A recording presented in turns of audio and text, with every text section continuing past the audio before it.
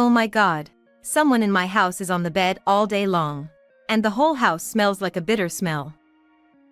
She can't even take care of herself, let alone do the housework, and it's a real eyesore. She sleeps all the time. I wonder how long she's going to stay. Every time they look at my face, my mother-in-law Kelly or sister-in-law Daisy complains. Sure, it's the same with or without a wife who doesn't do anything. What's the point of having a wife if she doesn't do anything? And Bill, my father-in-law, joins them in saying, I am Tina Martin, 32 years old. I have been married for 5 years. My father died of illness when I was in high school and my mother died shortly after I got married. I have loved drawing since I was a child and dreamed of becoming a picture book artist. After graduating from high school, I went to design school and got a job at a small design firm as an illustrator. My husband, Chris, worked at an advertising company and came to our office to ask me to illustrate a character for an advertisement, which is how we met. That is how we got married after 2 years of dating.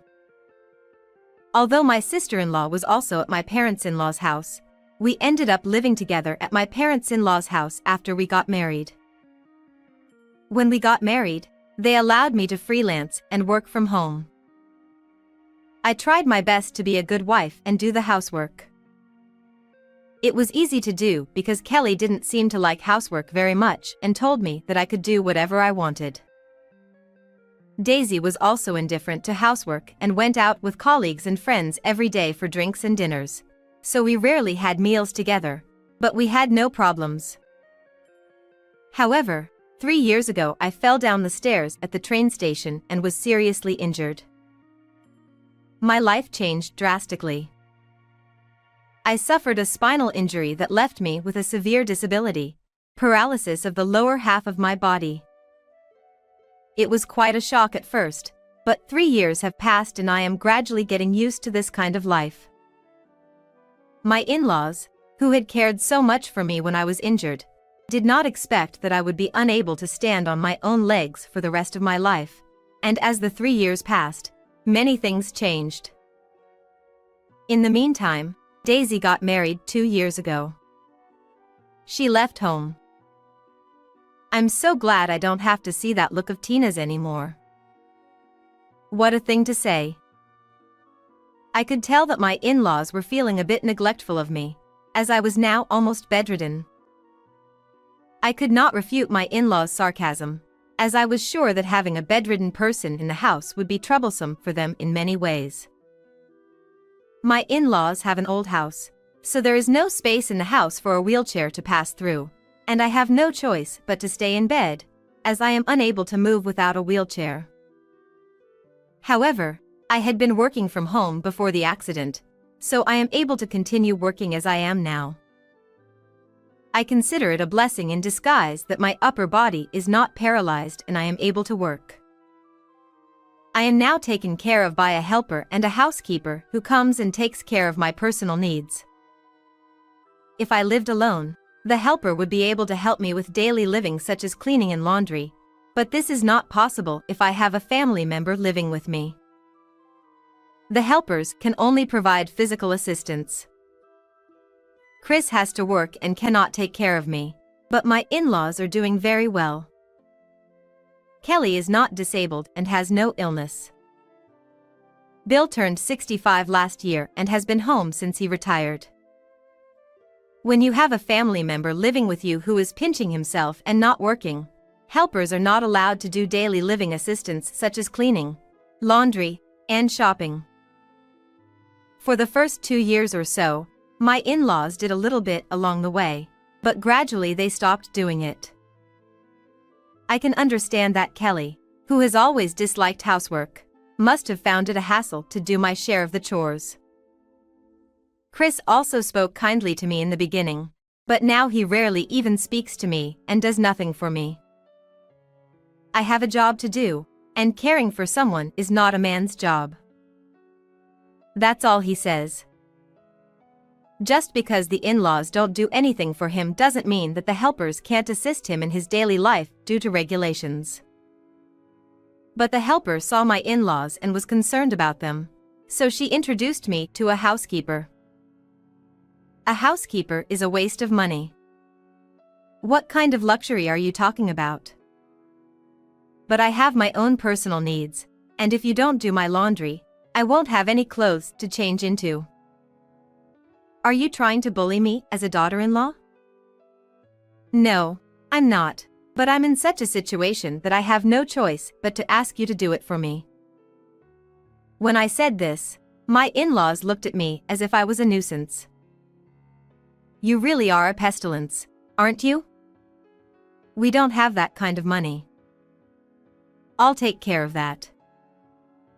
I was so glad I had kept my job. So I managed to get a housekeeper to come to my house. The housekeeper was a 52-year-old woman named Sammy. She had lost her husband a long time ago and had no children. I felt she was somewhat like my mother who had passed away.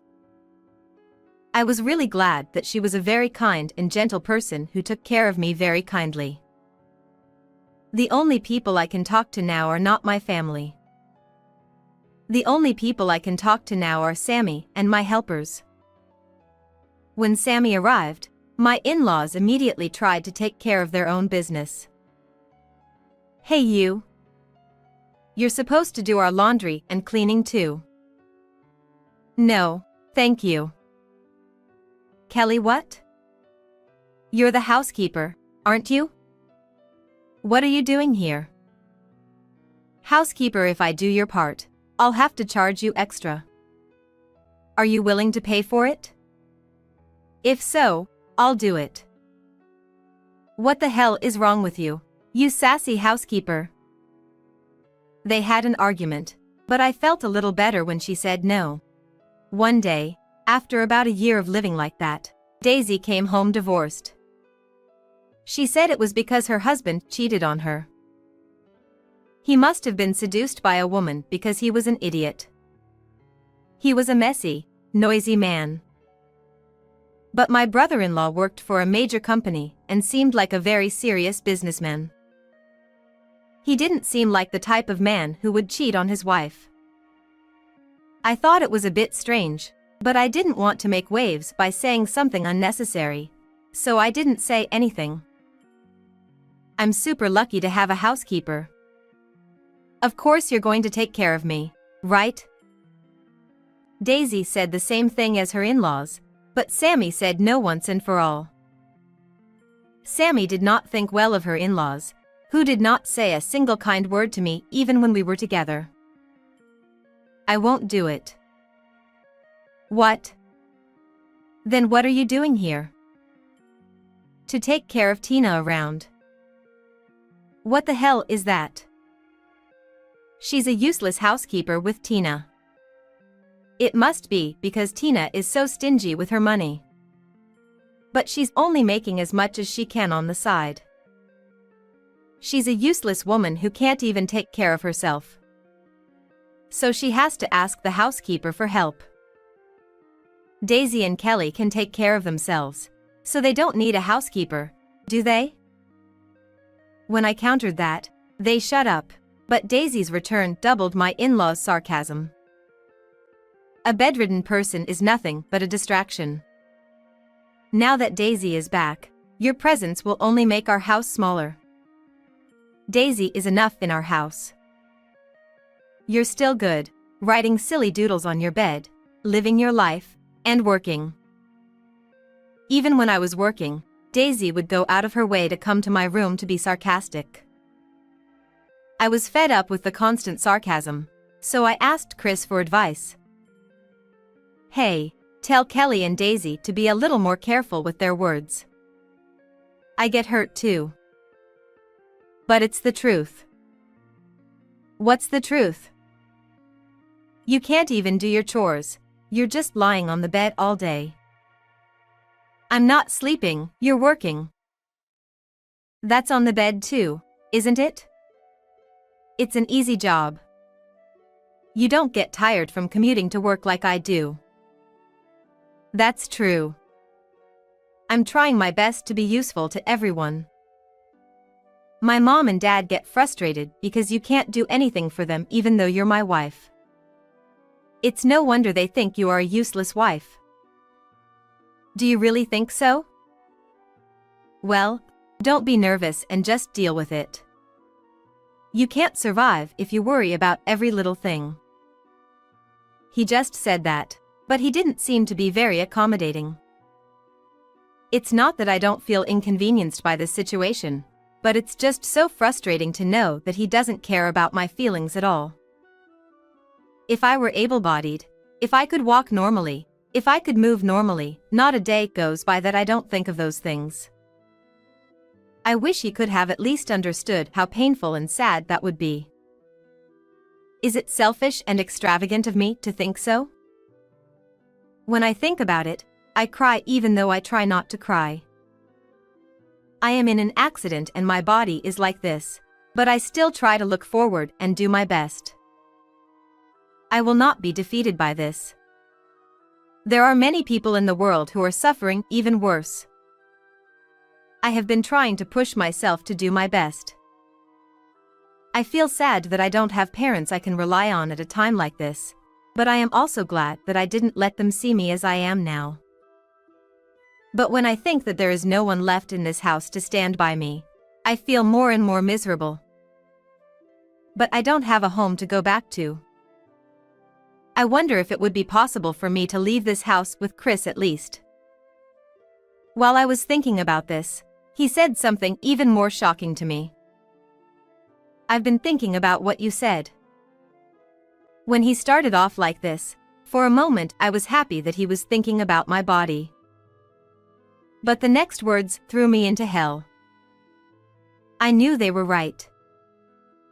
What do you mean? I think I should get a younger and healthier wife than you. What? I want to have an heir, don't I? But, you know, with you I'm already. How should I say it?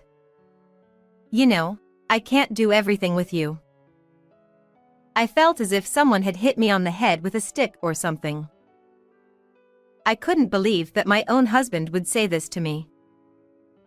I realized that I could no longer expect anything from him. He said a lot of things after that, but nothing was going through my head anymore. The only thing I understood was that he wanted a divorce. You're useless, you're like a piece of trash. You may be paying for a housekeeper, but you don't make much money anyway, so how much money do you have left after paying for a housekeeper? You are just a burden to our family. You're like a parasite that hangs around our house. That's right. Even helpers don't work for free. If you're such a parasite that you have to pay for helpers, get the hell out of my house. After being told this by both Chris and my in-laws, I felt there was no point in staying here any longer. Even if I didn't have a home to go back to, I would just have to find a new place to live. That's what I thought to myself. Then I would move out. I asked Sammy to help me find a new place to live. Sammy was more than willing to help, and now all the paperwork is conveniently done online. After all the formalities were done, I presented Chris with the completed divorce papers. I see. You've finally made up your mind. But don't hate me. Hate yourself for having a body like that. I understand. But are you sure you want to do this? I'll leave. Of course it's okay. I'll find a more suitable woman for me. People say I'll find a better wife. Are you sure you can handle life? Don't worry about that. My father's retirement money is still there, and I heard that he got a lot of money for Daisy's affair. I don't have to worry about money for the time being. So I don't have to depend on you anymore. Oh, yeah. Do what you want then. I left my parents-in-law's house without mentioning it, although I thought he seemed to be blind to reality. And there was a good thing, too. If I lived alone and didn't have family help, a helper would also help me with daily living. They do the cleaning, laundry, shopping, and so on. I was really grateful for that. But I still have Sammy come over as usual. Sammy actually worked for a major company before she got married, and she is very skilled with computers and such. But because it was a big company, there was a lot of overtaking and being overtaken, and she got tired of that, so she quit her job when she got married. That was 20 years ago. Sammy laughed when she said that, but I wondered a little if it was from that kind of career that she was able to take a firm stand against my in-laws. So now she manages my business rather than being my housekeeper. Sammy is happy to do it and is a big help. Besides, the new place I moved to is a wheelchair-accessible house, so I can move around by myself. The kitchen also has enough space for me to cook by myself. Just when I was beginning to think I was finally getting used to my new life, Kelly started calling me again and again. But I had nothing more to say to her. I ignored them and left those calls alone. Partly because Sammy was cooperating, and partly because I was making much more progress and had more work to do than working in the midst of my stepfamily's sarcasm, and I didn't have time to deal with Kelly. A year has passed. I still hear from Kelly, though not as often as before. I decided that my life had settled down and it was time to kick it off, so I picked up the phone and answered. Hello? Finally. Hey you, why haven't you answered the phone all these years? I was worried that something might have happened to you. She suddenly spoke to me in a cat-like voice. I had never even heard her say she was worried about me when we lived together. I guessed that she probably found out the truth and contacted me out of distress. I wondered what kind of life she had been leading for the past year. Thank you for your concern. But please don't worry about me, I'm doing quite well and in good health. Oh, well, that's good to hear. By the way. What is it? Well, do you still want to live with us like before? What? I'm a huge trash and a parasite, and there's nothing good about living with me. I've been thinking about it a lot. I knew I couldn't just leave you here with your physical disability. We will take good care of you from now on, so you don't have to worry anymore. No worries. When you live alone, a helper will help you with your daily life. They do the cleaning, laundry, and shopping for me. And Sammy helps me with my work, so I don't have any problems. Well, about that job, is it true that you were making more money than Chris? Yes, that's true. But I guess he was disappointed when we got divorced. Chris said you had a monthly income of almost $15,000. My income was used to pay for my in-laws' living expenses. I was fortunate that my income had increased, although my own disability, combined with my in-laws' help in the beginning, and Chris's company's poor performance and declining salary. So I offered Chris that. He, at first, said he was sorry and all that. He also said that if I told my in-laws that my salary had dropped, they would be worried, so he asked me not to tell them anything about it. But after almost 3 years of living this way, he seemed to lose awareness of the fact that I was paying his bills. I thought he should have put his own salary aside when we got divorced, but I didn't dare mention it. Besides, I knew that Daisy's divorce was not over her husband's infidelity, but Daisy's own. My brother-in-law had contacted me. I was also told that Daisy had taken my brother-in-law's money without his permission. Daisy had said that she had received the money as alimony. My brother-in-law said that of course he would get the money he took out back exactly as he took it and that he would also charge her alimony. I decided to get a divorce before my in-laws found out about it. When I confronted Kelly about it, she was absolutely mortified for a while. Chris was also getting into girls' bars worker and even getting into debt. So that's why he said he wanted a divorce. Maybe he was counting on that girl's earnings. You can't count on that. They weren't even dating in the first place. He was just one of her clients. I'm sure he was. Did you, by any chance, know? Yes, I knew all about it. Kelly, why didn't you tell me? Did you by any chance know that Chris's company was in danger? Of course I did. It's awful that you knew that too and didn't tell me. Kelly also told me that Daisy had eloped with the cheating boyfriend, but was eventually dumped and came home in tears with even more debt. Chris' company went bankrupt 6 months ago, and he is now looking for a job, but he can't find one because he says he is not a good fit for it. He has completely lost his confidence and is now a recluse here too. Thanks to those kids living with us, my husband doesn't have any retirement money left. In fact, he's still in debt. Is that so? So, if you come back, everything will be all right. I have no idea what you mean. I thought, I really don't know what all is well. Rather, I don't understand the nerve of them to say this to me now after kicking me out like that. I also wondered how much she could change in just 1 year. But it was sooner than I thought. Chris probably had no idea that his company would actually go bankrupt. He was so careless about everything. Kelly tearfully said that she wouldn't have let him divorce me if she had known, but I felt that it was too late for that. And in the end, it's all about the money. All they care about is their own lives. Daisy says she doesn't feel like working right now, so she stays at home, eats and sleeps all the time, and she's getting fat.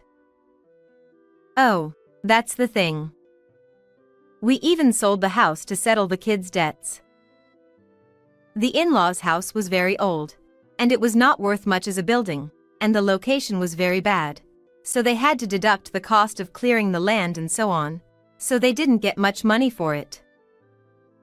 Now the family of 4 is living in a cheap apartment with only 1 room, and they are forced to live a very hard life. Kelly cried on the other end of the phone, saying that they were also exhausted from working part-time jobs from morning to night every day. The reason this is happening is because you haven't returned my calls for so long. At least if I had gotten in touch with you before we sold the house. What do you say happened? Of course you would have helped us if you knew we were selling the house. You lived in that house too, so you must have some attachment to it, right? Not at all, though. What? I can only wonder how much convenience I had in mind. I was really glad I didn't answer the phone. Well, if I had answered, there was no way I would have gone along with such a conversation. Oh, so Chris and Daisy are both firmly parasitic on you guys. So please, come back. You're the only one I can count on in a situation like this. No, I'm a stranger. I don't need you to depend on me. Don't say that. We're sorry for what we've done. I apologize. That's right.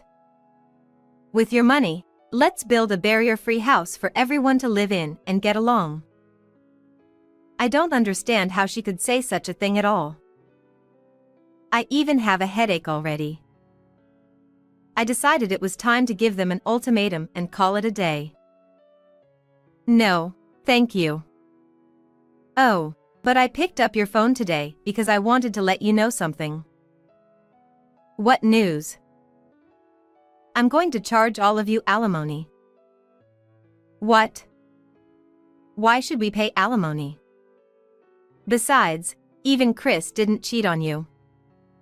He wasn't even with the girl at the girls' bar. It's not alimony for cheating. It's a fee for the emotional distress caused by the verbal abuse we received from you guys. What? When I told her that I had recorded and videotaped all of my stepfamily's outbursts at the time and had all the evidence, Kelly became quite flustered and hurriedly hung up the phone. I wondered if she thought she would still demand something from me if I talked any further. I wondered if this was what it was like to have a scar on your shin. Afterwards, when I made a request for compensation through a lawyer, the lawyer told me that she had tearfully appealed for the current situation and asked that the compensation be somehow waived. Of course, there was no way she would comply. I was asked to illustrate a picture book. I am one step closer to my dream of becoming a picture book author someday. Many things have happened, but I will continue to live my life positively and without taking myself too seriously. What did you think of this story? Please subscribe to our channel. See you in the next video.